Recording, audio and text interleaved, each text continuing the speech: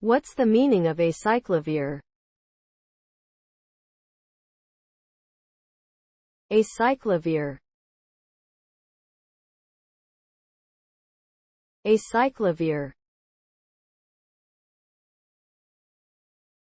Acyclovir. Acyclovir.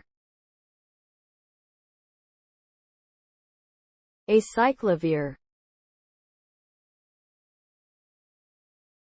Acyclovir is an antiviral drug that is used to treat infections caused by certain types of viruses, including herpes simplex virus, HSV, and varicella zoster virus, VZV.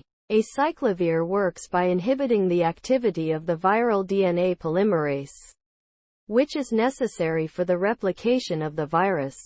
This prevents the virus from spreading and helps to reduce the severity and duration of the infection. The drug is available in various forms, including tablets, capsules, topical creams, and intravenous injections. Common side effects of acyclovir include nausea, vomiting, diarrhea, and headache. While it cannot cure viral infections, acyclovir can help manage the symptoms and prevent complications in affected individuals.